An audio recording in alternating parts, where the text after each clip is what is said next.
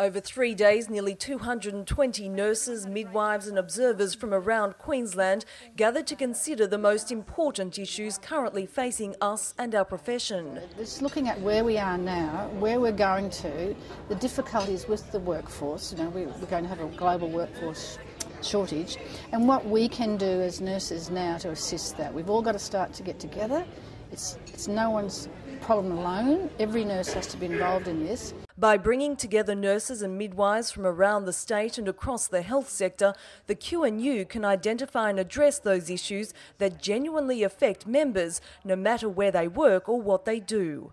I think for nurses it's a process of ongoing learning all the time, and how well they can be supported with that. Health is a very complex system, and no day is the same, so there's a lot of learning that needs to take place over a career to keep abreast of that.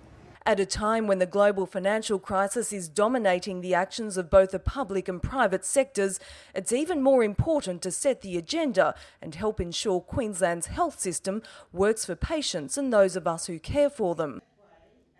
To help us do that, we brought in speakers who identified emerging trends in nursing overseas and offered insights into what they could mean for us. And while the international trends are important, we know it's what's happening at home that has the greatest effect on our lives and careers right now. Things like the new roles opening up to nurses and midwives in our health system. Nurses can be certainly the first point of contact. And the expanded roles of nurses, for example, the nurse practitioner role, is one where that can occur. And so that's been a big focus of this conference as well.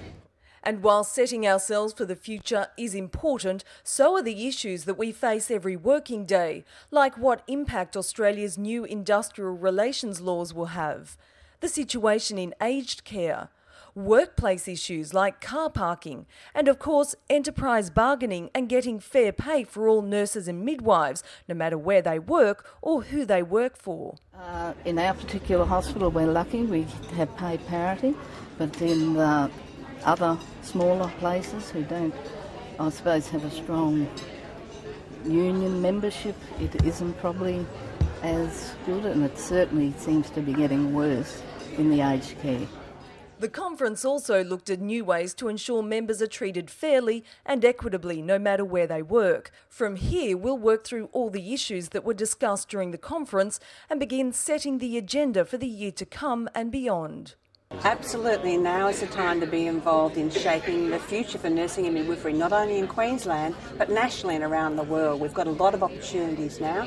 Australia's Chief Nursing and Midwifery Officer has just been announced as being President of the International Congress of Nursing. So there's a lot of opportunities to build links at the state level but also nationally and internationally. And members can get involved because we're calling our branch elections in the next edition of the Queensland Nurse. So our elections are actually coming up. They're held every 2 years. So if members want to get involved, they should nominate to be involved in their branches. Each one of us has a stake in the future of nursing and midwifery in Queensland, and whether it's to improve our working conditions or improve patient care, we all have the chance to make things better, and the best way to do that is to stand up and lead the change.